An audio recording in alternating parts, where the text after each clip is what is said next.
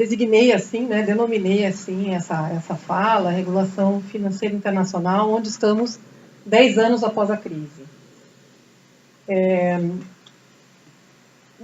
Para muitos de vocês essa deve ser uma sensação, enfim, né, que não faz sentido, mas para nós, alguns, né, mais velhos, precoces, mais maduros, né, a crise foi ontem, né, a crise de 2008 foi ontem mas o tempo passa, né, velozmente, e aí há pouco tempo a gente se deu conta que, nossa, 10 anos, né, passaram-se 10 anos da crise. E as várias perguntas, né, que podem ser feitas sobre o que aconteceu, enfim, né, de diversos pontos de vista, né, mesmo se a gente circunscrever a economia, né, são diversas as perguntas e diversos pontos de vista, mas fica aí uma questão mais específica, que é a questão da regulação das finanças, né, já que as finanças estiveram no centro dessa crise e a gente teve ali uma movimentação a partir de então, né, no sentido de uma regulamentação, re-regulamentação das finanças. Então, aproveitando essa oportunidade, fica a pergunta, né, onde nós estamos 10 anos após a crise de 2008, desse ponto de vista. A estrutura da apresentação, temos uma estrutura da apresentação que eu organizei um pouco, né, falar muito rapidamente sobre a crise financeira de 2008, algumas ilusões perdidas, né, licença poética aí, né, das ilusões perdidas, porque, enfim, a gente, alguns de nós, pelo menos, né, que já estavam na batalha naquele momento, a gente tinha uma sensação de que talvez, né, a partir de um evento daquela intensidade, né, com aqueles desdobramentos, mudanças mais profundas pudessem acontecer. E, enfim, né, preciso fazer um balanço do que aconteceu, né? Fica um pouco essa sensação, assim, que algumas ilusões do momento talvez tenham sido perdidas, né? Aí, mais, enfim, estruturando um pouquinho mais a fala, uma primeira sessão para a gente discutir dentro dessa ideia da regulação financeira, né? Perguntas mais essenciais, que é por que se regula as finanças, né? Não fosse suficiente essa pergunta, que já é bem difícil, né? Como devem ser reguladas as finanças, né? Então, esse vai ser o segundo ponto. Aí, depois eu, enfim, né, escolhi para falar, porque é um tema que eu tenho tido a oportunidade de trabalhar nos últimos anos, e eu acho que é um tema importante, que é o tema das transformações do sistema financeiro americano, né? Porque, enfim, porque é o sistema financeiro americano, no sentido de que, né, enfim, a economia líder do mundo, o sistema financeiro, de alguma forma, paradigmático, né, e que vai ditando muitas das regras aí, das normas, do que vai acontecendo. Então, eu vou, muito rapidamente, né, colocar alguns pontos aí das transformações do sistema financeiro americano para nos ajudar a pensar em termos de finanças internacionais, né? Aí, dessas transformações, divido em dois momentos, né? Fazer a lembrança de alguns e um pouco para a informação dos outros, né? Enfim, a estrutura mais antiga desse sistema, né? Que eu chamo de tendências de mais, aspas, longo prazo, aspas, né? E aí, um pouco das transformações que aconteceram após a crise de 2008 e que o sistema financeiro americano ficaram consolidadas, né, num Act, numa regulamentação que se chama Dodd-Frank Act, né, que é essa lei que foi aprovada aí após a crise, implementada nesses últimos anos e já agora em outro momento. Tá? E aí, penúltimo ponto aí da minha fala, movimentos recentes, bem recentes, recentíssimos, né, nos Estados Unidos, dos anos Trump, né? E aí, na verdade, eu trago aqui duas ou três manchetes de jornal do último mês, né? Transformações aí nessa regulamentação, ou seja, 10 anos depois, um pouquinho, né, que a gente está nesse ponto de vista.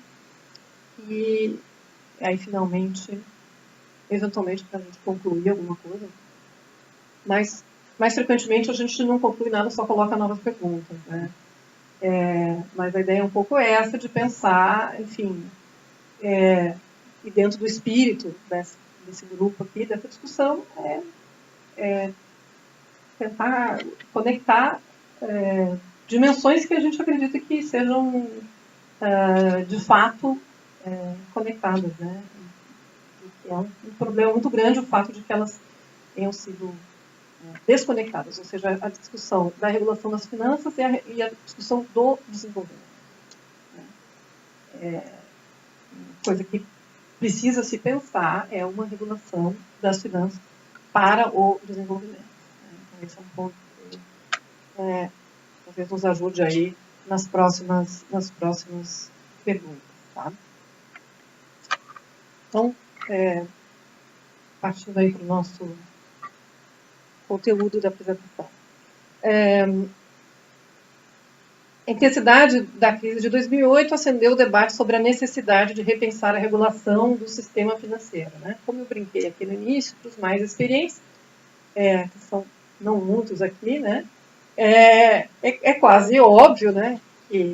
Porque a crise de 2008 foi muito, muito intensa. Né? A gente tinha um pouco a sensação, enfim, né? Eu já era professora de economia monetária, eu brinco que gente, finalmente aquela discussão sobre risco sistêmico, né, ela saiu dos livros e na época a internet também não era tão difundida, mas enfim, né, ela entrou no dia a dia das pessoas, né, era só o que se falava, era a crise, né, era o Lehman Brothers, o risco sistêmico, meu Deus, o mundo vai acabar, os bancos estão todos quebrando, etc, etc.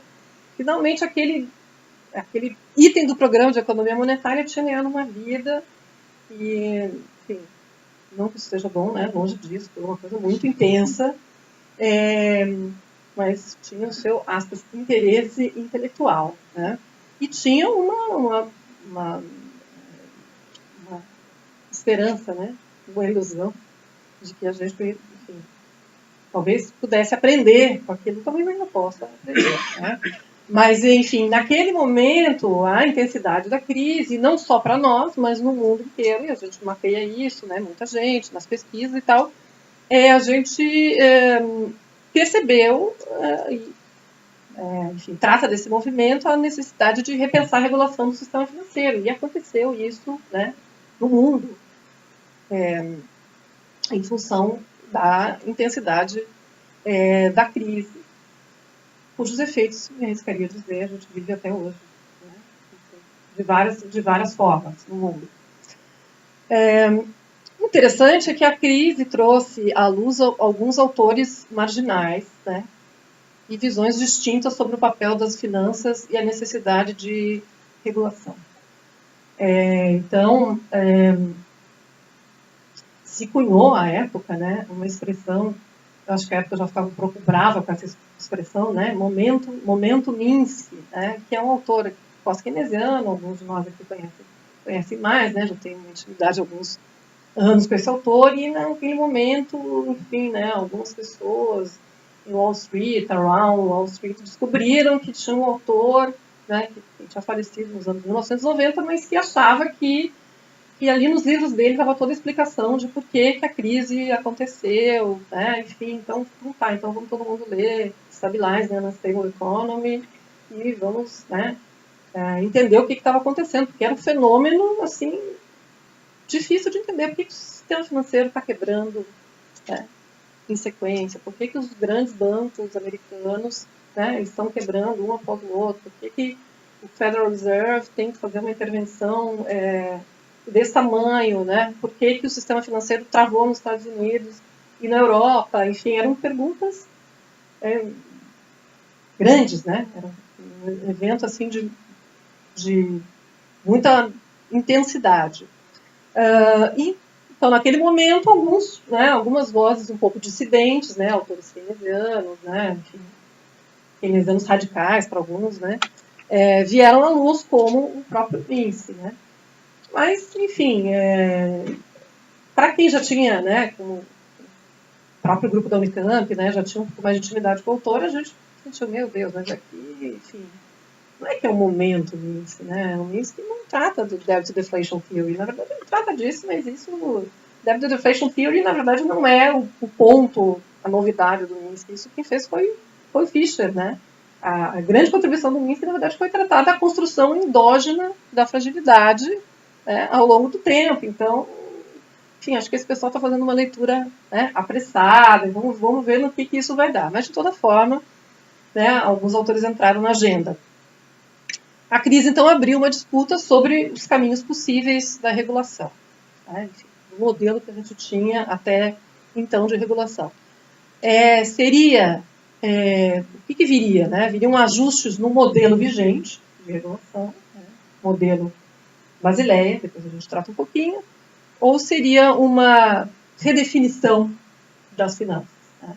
Essa é uma questão que se colocava e nós tínhamos uma esperança, né, de que a segunda alternativa aí ganhasse mais força.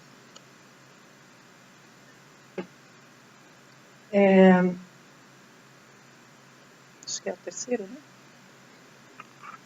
Regulação das finanças por quê? Então, acho que esse é um primeiro ponto. Né? Há também indo para os livros de economia monetária, né, os livros de macroeconomia, vocês que são alunos, estudantes vão perceber que esse é um ponto, é um dos poucos consensos, né, na economia, de que o sistema financeiro tem que ser regulado. Né, porque o sistema financeiro tem a peculiaridade de que uma crise financeira, ela tem um efeito de contágio, uma crise, né, em um banco de grandes proporções tem um efeito de contágio dentro do sistema financeiro e transborda para a assim chamada economia real. Né? Então, o sistema financeiro ele é um sistema particularmente regulado, né? E isso, enfim, é aceito por todos os economistas, mas só até aí. Né? Enfim, não sei se acho que é pouco, né? Não é muito, não.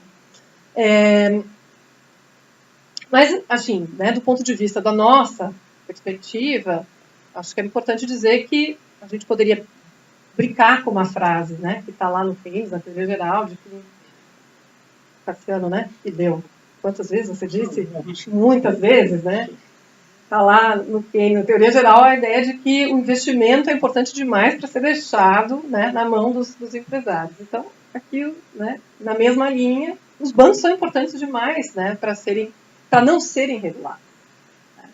Então, a nossa visão aqui de macroeconomia política, de economia política do desenvolvimento, é que moeda e finanças elas são extremamente importantes. Né? Enfim, tensionando um pouco, né, uma ideia que a gente lança a mão, mas que enfim, vale a pena tensionar, é essa ideia de que existe uma economia real que não tem moeda. Né? Então, vamos separar a economia em real e monetária. Texto da professora Conceição Tavares, né? Você só separa para juntar. Separa um pouquinho e junta, porque essas coisas elas não existem separadamente. Né? Então, crédito e financiamento, eles são parte essencial da economia. Né? Então, é essencial que, nossa perspectiva, né? Os bancos eles são muito importantes para não serem regulados de uma maneira especial. Né?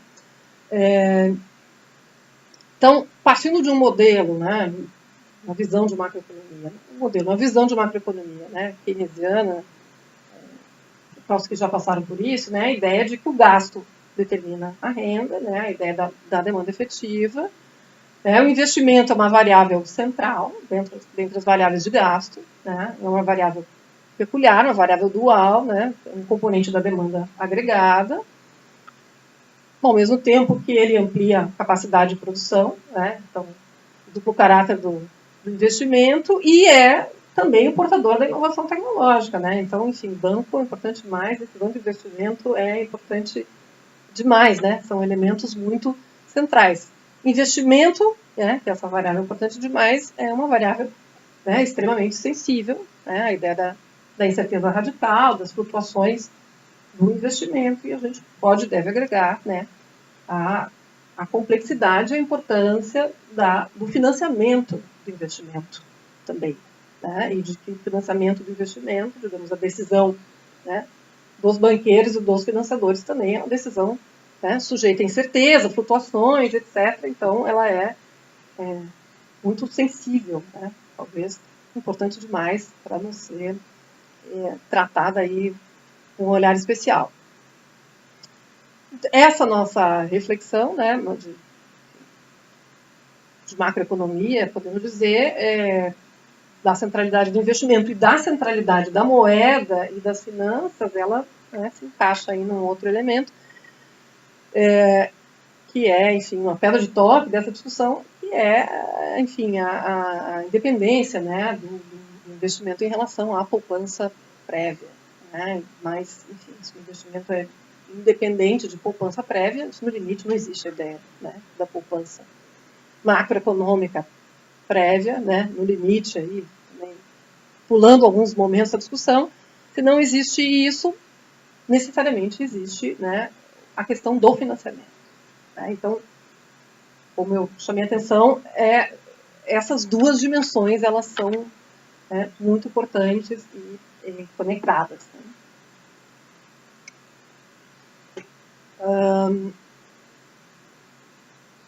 Aí, enfim, eu tenho algumas citações aí a partir do Minsky, né?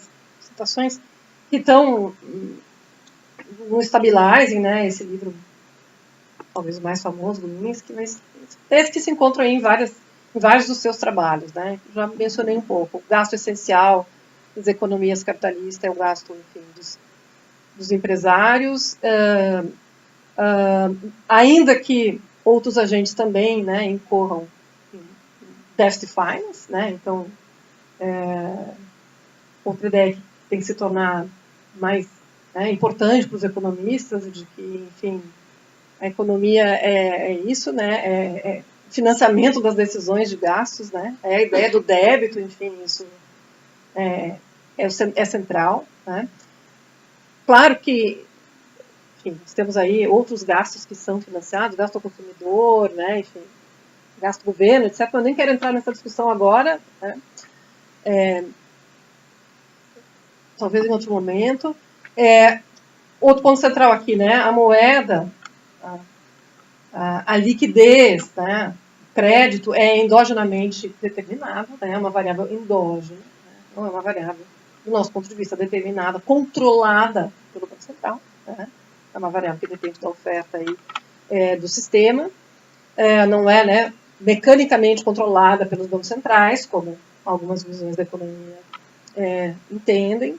E a mudança na oferta de moeda, na quantidade de moeda, no crédito, se vocês quiserem, depende dessas decisões, né, que são tomadas aí pelos dois lados, né, dessa equação aí, né, pelos empresários e pelos seus financiadores, pelos banqueiros aí, que possibilitam a decisão do gasto.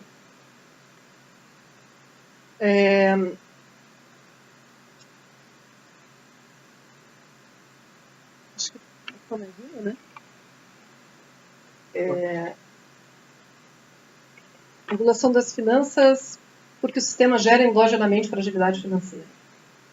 Então, aqui acho que é uma ideia que eu sugeri no início, né, mas não desenvolvi, é que, apesar de haver um consenso, né, na economia de que o sistema financeiro tem que ser regulado, né, e enfim, isso é bastante observável, verificável, essa regulação especial sobre ele existe, né, os economistas rapidamente vão divergir a respeito, né, dos motivos pelos quais você tem que fazer essa regulação. A ideia da crise sistêmica, né, é uma ideia que está presente, enfim, tanto numa visão mais convencional quanto numa visão alternativa, né?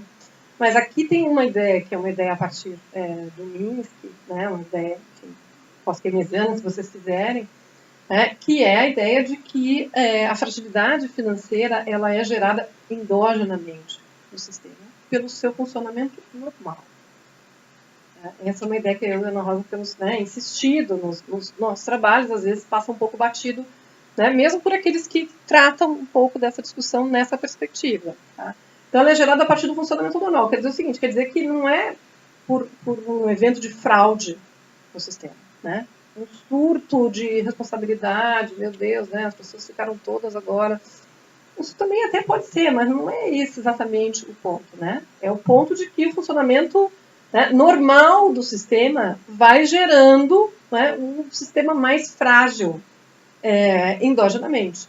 Então não tem aqui, né, a ideia de bolha e nem a ideia de falha de mercado, né, que é um conceito central em toda a reflexão convencional sobre por que você recusa. Você recusa porque esse sistema apresenta algumas falhas, né? Então, isso faz parte um pouco do diagnóstico mais convencional sobre a crise. Olha, né, você teve uma falha de mercado ali no sistema de hipoteca subprime, etc. Né? Isso tem que ser corrigido. Né? Aqui não, aqui é uma ideia de geração de fragilidade financeira endógena, porque à medida, né, e essa acho que é a terceira ponta aí, porque à medida que, enfim, você vai, né, numa fase ascendente do ciclo econômico, você vai aumentando a própria posição de alavancagem e o perfil do endividamento vai se alterando. Né? E o ponto central aqui é de que, né, de acordo com o Minsky, essa visão pós-keynesiana, e aqui a questão das expectativas tem um papel central, né, a percepção dos agentes, né, tanto de tomadores, né, e emprestadores, é de que o risco vai diminuindo. Né, porque, enfim, no momento ascendente do ciclo, os retornos vão sendo suficientes para fazer frente àquele endividamento crescente com perfil mais de maior risco. Né?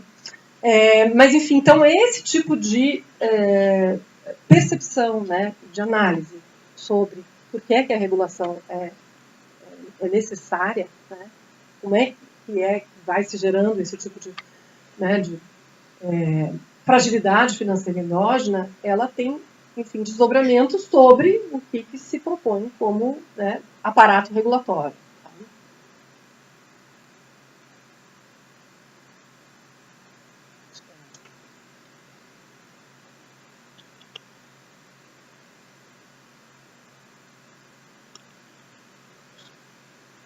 Então, o próximo momento é, enfim, regulação das finanças, né? Sim, regulação das finanças, né? Por quê? Bom, aí já há divergências, mas fica essa ideia, né, da geração endógena de fragilidade, e aí regulação das finanças, como? Né? Como é que você faz regulação das finanças? E aqui fazer uma observação que eu já também deveria ter feito antes, mas no fundo estou falando de regulação das finanças, mas eu estou, no fundo, aqui mais especificamente tratando de regulação do sistema bancário. Né? Porque as finanças, o sistema financeiro, ele envolve mais do que o sistema bancário, né? Tem todo o mercado de capitais, para nem falar de shadow banking, etc. Mas eu estou aqui tratando mais especificamente da regulação sobre o sistema bancário. Tá? Então, o modelo de regulação, né, do sistema bancário, o modelo de regulação internacionalmente vigente desde o final dos anos 80, é um modelo chamado, não por nós, né, ele foi designado assim, é conhecido assim na literatura como modelo de Basileia I. Né? Basileia I foi uma proposta de arranjo regulatório, né, para ser aplicado em âmbito internacional, que foi, enfim, trazido à luz, digamos assim, no final dos anos 80, e isso já, né, dentro dessa movimento de internacionalização das finanças, abertura, né, financeira internacional, etc., era preciso, os autores usam essa expressão, é muito boa, né, nivelar o campo de jogo, ou seja, né, transformar a regulação das finanças numa regulação que tivesse uma certa compatibilidade, né, em âmbito internacional, porque, enfim, se os capitais podiam concorrer internacionalmente, eles teriam que ser submetidos a regras mais ou menos equivalentes, porque senão é injusto, né?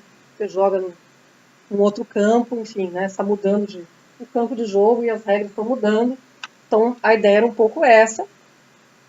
E a peça central dessa regulação é o chamado relação, né, de capital relativamente aos ativos ponderados pelo risco. Né? Então, o requerimento de capital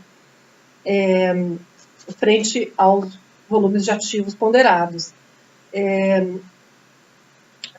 O modelo de Basileia I era um modelo em que o regulador, né, ou seja, os bancos internacionais, os bancos centrais, desculpe, né, deveriam e faziam isso, né? Eles definiam qual era o risco dos ativos e os operadores, né, os bancos, então eles tinham que obedecer, né, aquela classificação e reservar um montante de capital, né, referente às operações que eles faziam, né, com aquele perfil. Então, operação de crédito, né, tem que alocar um determinado montante de capital. Operação de título da dívida pública, tem que, né, alocar um determinado tipo de capital. Operação com títulos privados, alocar um determinado montante de capital, né, montante esse que era definido pelo regulador. Né? Então, esse foi o primeiro modelo de Basileia. O modelo de regulação já Basileia II, 2004, tem uma mudança muito importante relativamente ao modelo do final dos anos 90. Né?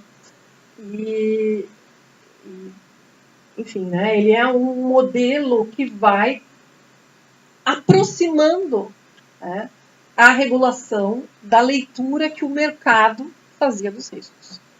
Né? Modelo de Basileia II, 2004. Né? Uma mudança crucial, pois o mercado passa a precificar o risco. Então, não é mais, né, o regulador que diz, olha, esse tipo de operação, né, para esse devedor, com esse perfil, tal, você tem que alocar tanto. Na verdade, então, a ideia é que os bancos tivessem os seus próprios modelos, né, de leitura do risco daqueles ativos para que eles pudessem fazer uma alocação mais eficiente do capital. Tá, então vamos ficar desperdiçando capital, né, para, enfim, operações A, B, C, vamos deixar então que o mercado defina, né, qual é o risco dos ativos. Então, a ideia da precificação total, né, enfim, o sistema de preços como um sistema, né, eficiente de mensuração. Tá? Bom, aí as perguntas, né, que são mais óbvias, pelo menos para alguns, mas a leitura do mercado, como é que ela é em relação ao risco? Né? Será que existe pró-ciclicidade, ou seja, né, que no momento de ascensão, né, a percepção de risco ela é subestimada? Né? E que no momento de queda, a percepção do risco é superestimada? Então, quer dizer que esse próprio modelo regulatório não estaria aprofundando aquilo que é uma característica potencialmente, né, perigosa, inerente ao funcionamento dos mercados financeiros? Essa era uma questão que a gente já, né, olhei aqui para a professora Ana Rosa, né, porque nós somos precoces, né, não é porque a gente está muito tempo na roda, né? Mas, enfim, os autores já colocavam também, né, isso e tal, já existia um pouco essa reflexão. Tá? E uma questão talvez ainda mais complexa, né, do que essa, quer dizer, olha, a gente pode deixar para o mercado que ele defina, né, qual é o montante de capital adequado para cada tipo, né, de operação, ou seja, o mercado lê o risco e aloca o capital, mas uma questão mais complexa é essa. Mas esse é o elemento que deve ser o elemento central da regulação? Né? Quantidade de capital relativamente ao risco? É isso que deve estruturar, né, um sistema financeiro? Uma outra forma de colocar essa pergunta seria dizer, né, ou perguntar, existe um nível adequado de capital, né, relativamente aos riscos? Esse deve ser o elemento central do aparato regulatório?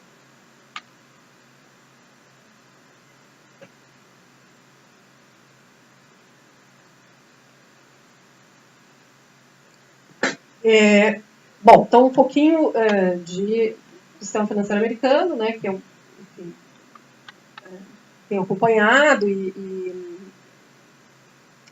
E eu acho que é importante porque mostra um pouco, né, como é que as coisas vão no mundo, pelo menos um pedaço importante dele, tá? Voltar um pouquinho na história, né? Enfim, o sistema financeiro que emergiu lá nos Estados Unidos depois da outra crise, né? Aquela do século XX, né? Chamada crise de 29, e aí se dobra nos anos 30 e tal. Né? Aquela crise deu origem a um sistema financeiro nos Estados Unidos, né?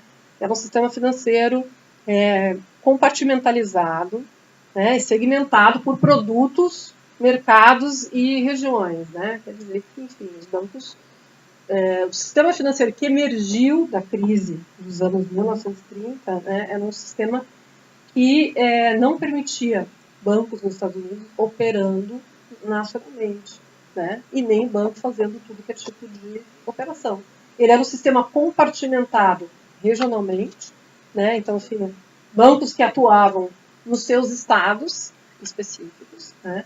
E bancos que atuavam em segmentos específicos, né? Mercado de crédito é uma coisa, mercado de capitais era outra coisa, inclusive porque, né, uma percepção muito forte lá de trás e que norteou essa regulamentação era de que a interferência das operações de mercado de capitais no mercado de crédito tinha dado origem àquela outra crise. Né? Então, era uma coisa de separado. Tá?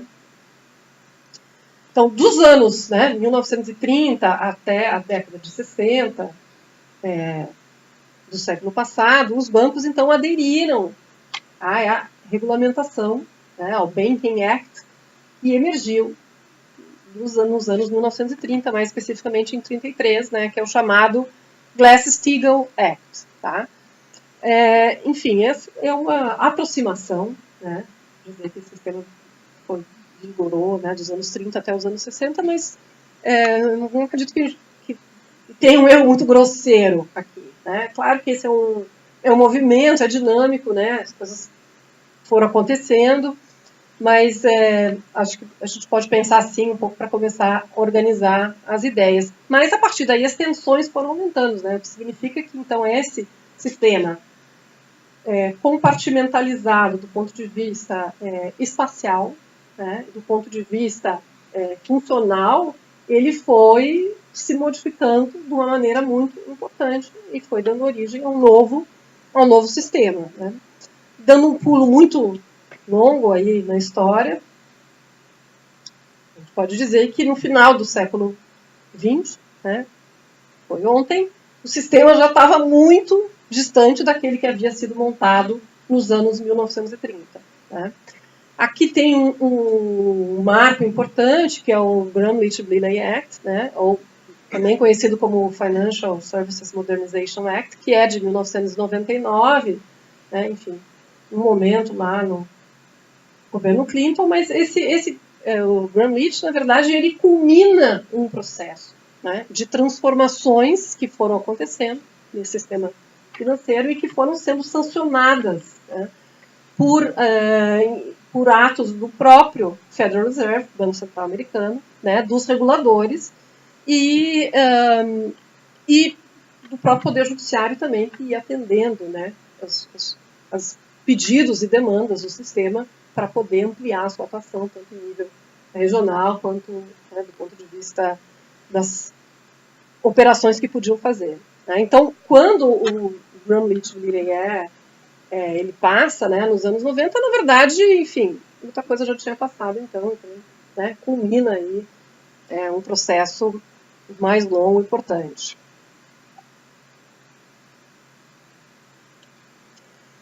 Enfim, eu até ia trazer também uns dados, mas acho que tem problema com a internet, mas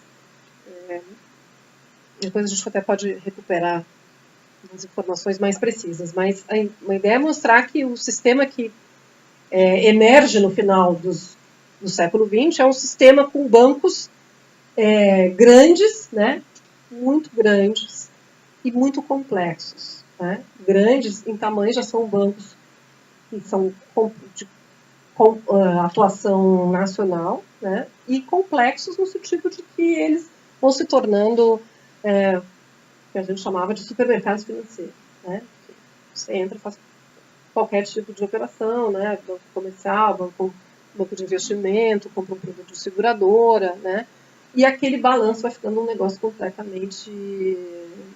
Enfim, contrata uma consultoria e ainda não consegue entender nada, porque enfim, caixinha com caixinha e tal, a holding que controla não sei o quê, e vai ficando uma coisa opaca, né? Complexa.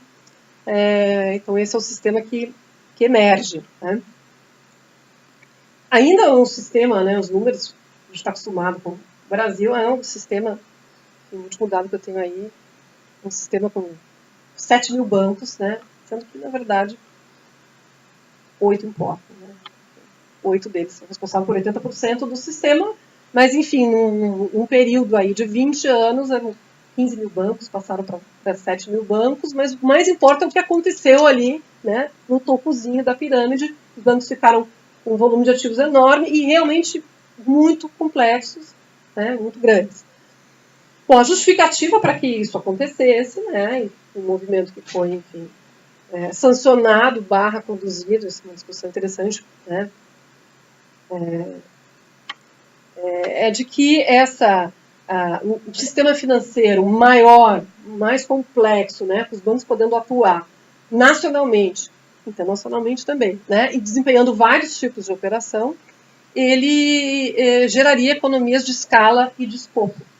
Né? Um sistema com bancos muito pequenos, muito compartimentalizados, é um sistema, enfim, né, que não seria um sistema tão eficiente. Então, esse sistema geraria economias de escala e escopo com a formação de grandes conglomerados e, adicionalmente, um sistema que permitiria a esses bancos uma maior competitividade em âmbito internacional, né? Até porque, enfim, tem lá os bancos europeus, outra história, né? Com outra característica, mais de bancos universais e tal. Então, de novo, aquela história do nivelamento do campo de jogo.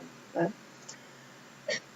Enfim, né, bem rapidamente aí para o fim, esse sistema se transformou, né, estruturalmente aí nos anos 30, final do século XX, início do século XXI, e uma evidência da complexidade desses bancos, e quando eles vão se tornando, né, criaturas muito diferentes, é que, além da receita tradicional, né, de um banco, que é a receita de juros, né, sobre as operações de empréstimo, outras fontes de receitas, né, os FIIs, as taxas que são cobradas sobre as operações de mercado de capitais, foram se tornando fontes de receitas muito importantes, né, para esses grandes conglomerados financeiros mais complexos.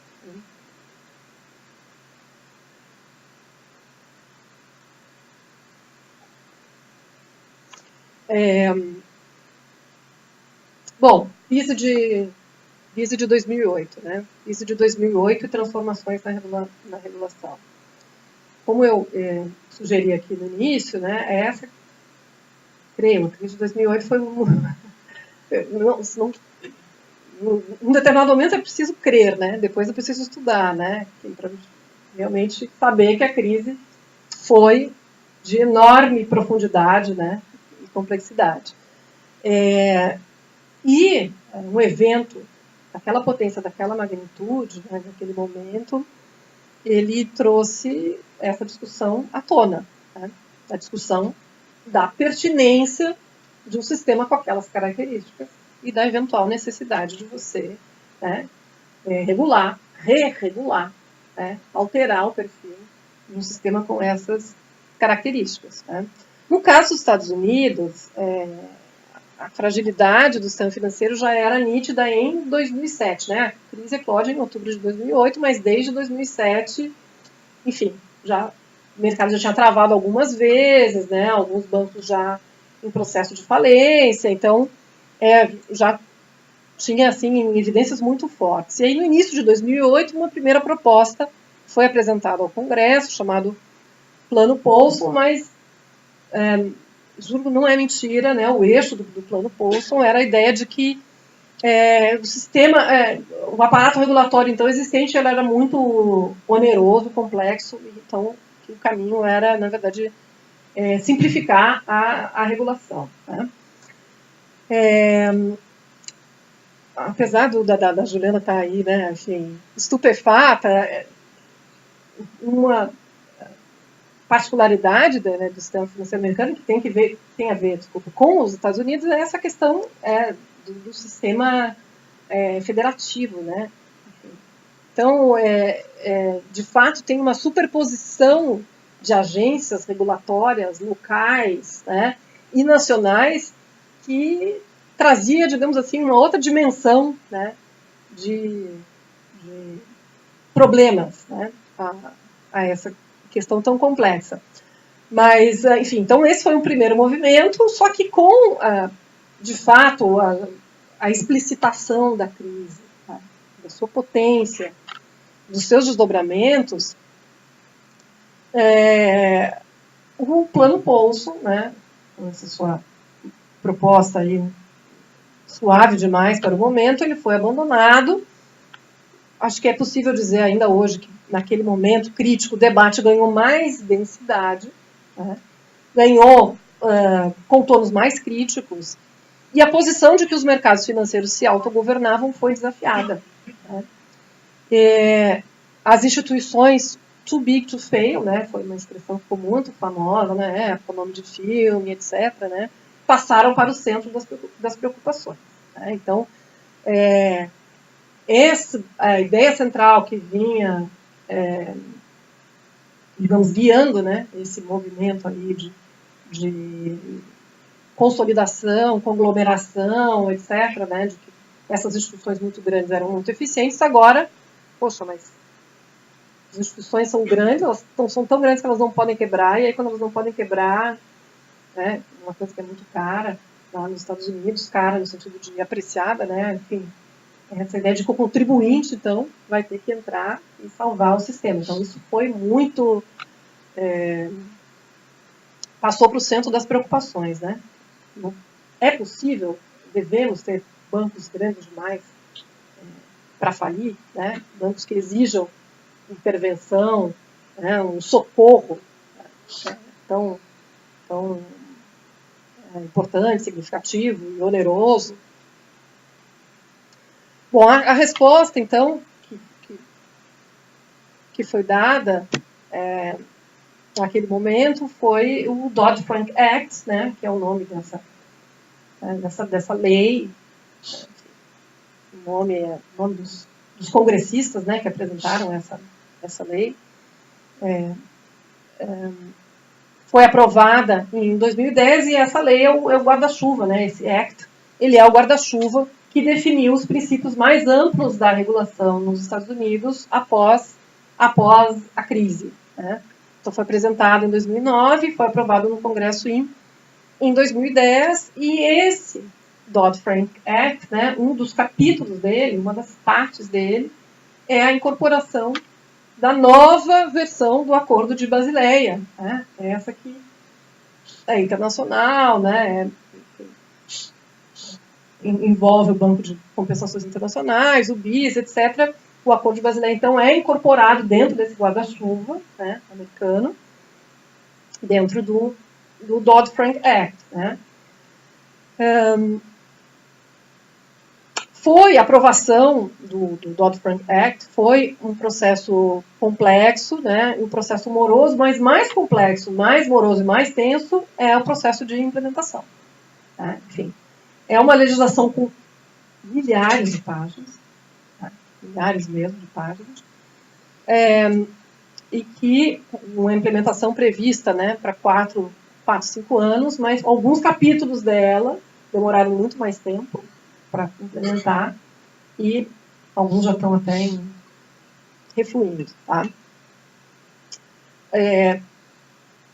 Passados, então, os momentos mais dramáticos da crise, né, esmoreceu a ideia de que deveria haver uma reestruturação mais profunda. Isso é muito importante, né, porque, enfim, de fato, né, o pânico, a revolta, né, que se instalou naquele momento, parecia ter, enfim, semeado condições para que uma reestruturação mais profunda, e no caso havia uma preocupação, né, mais importante com os bancos too big, fosse acontecer, mas, enfim, passado isso, né, E após, né, ações aí de resgate do sistema e tal, essa ideia foi perdendo força.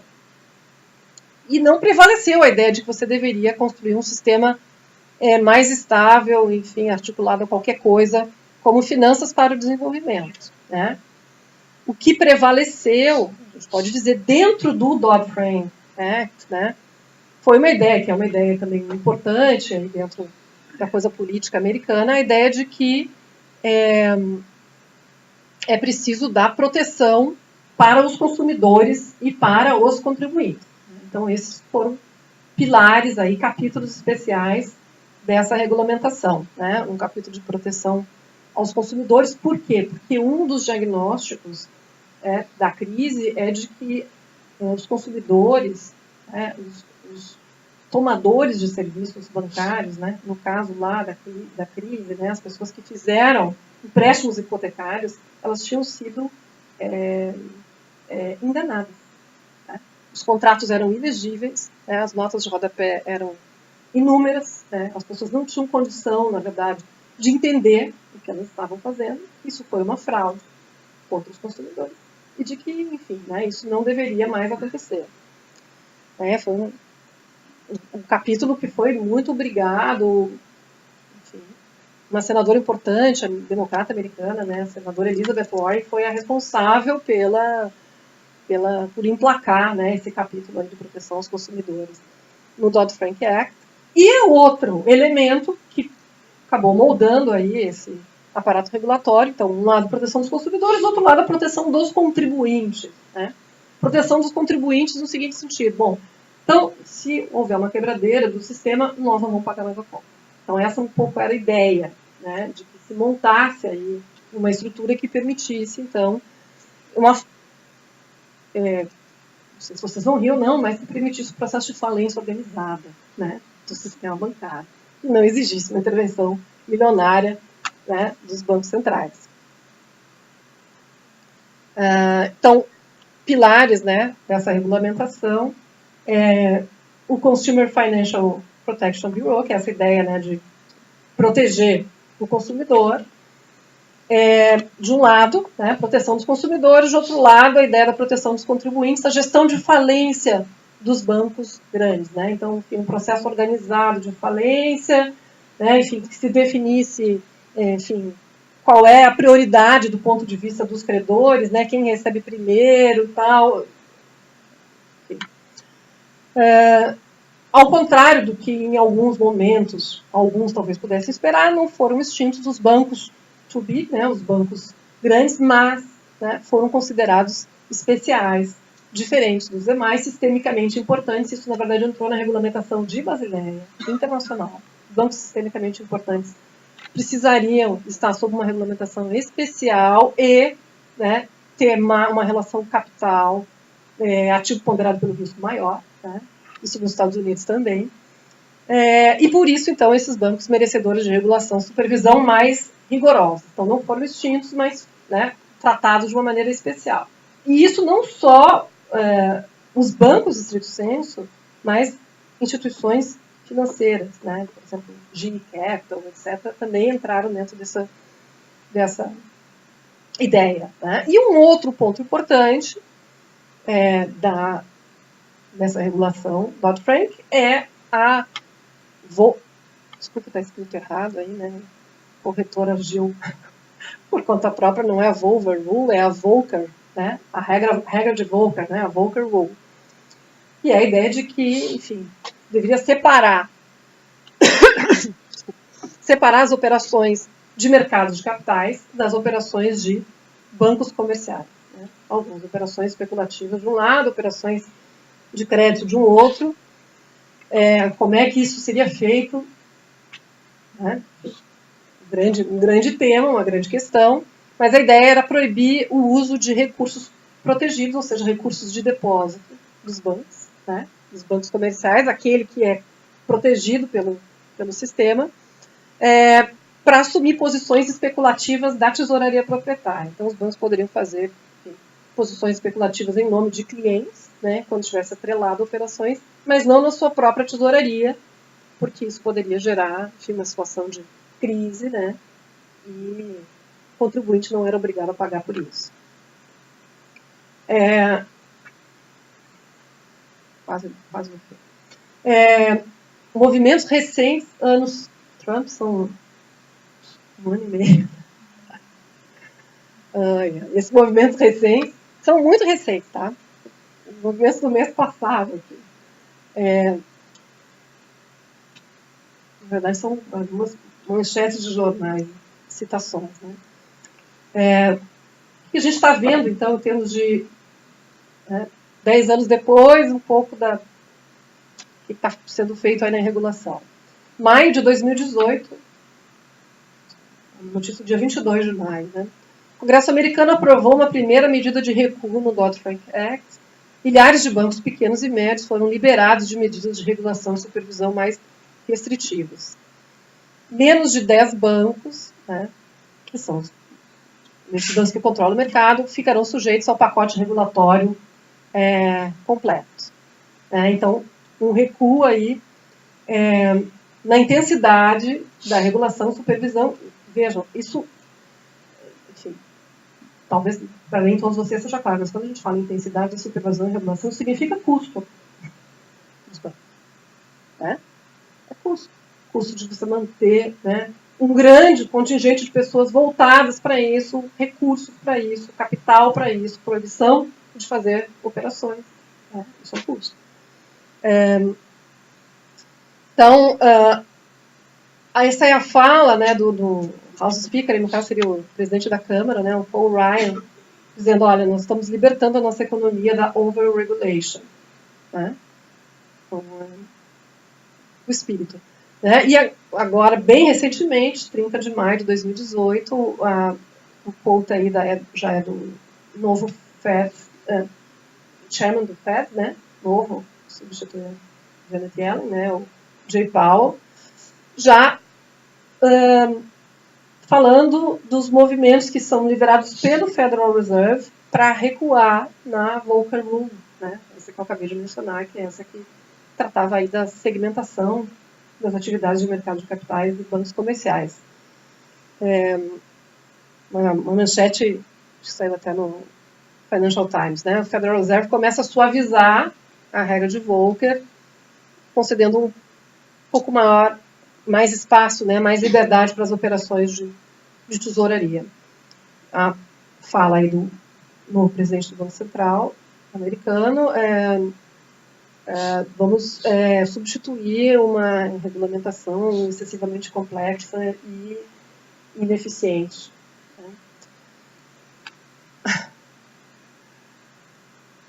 Bom, para terminar, né? Acho que onde estamos depois da crise? Aqui estamos, né? Depois da crise, 10 anos depois, alguns avanços, né? Uns recuos importantes, recentemente aí. Poderia anotar 2 movimentos que a gente ainda vai ter que pesquisar, entender melhor, mas que estão apontando, né, para algumas direções, são hipóteses aí para a gente trabalhar.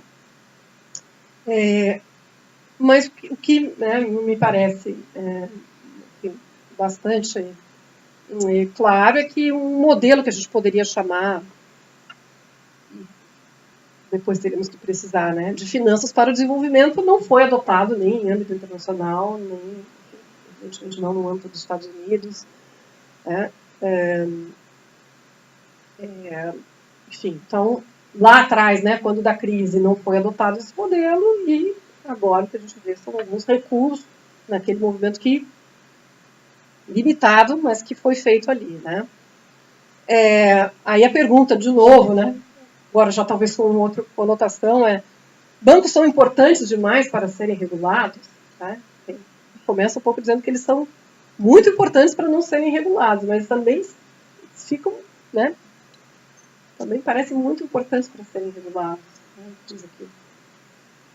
O Paul Ryan, o Jay Powell, né? Falaram isso também.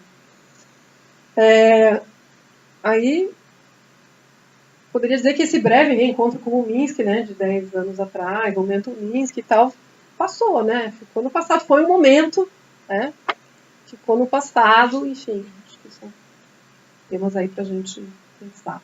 Obrigada.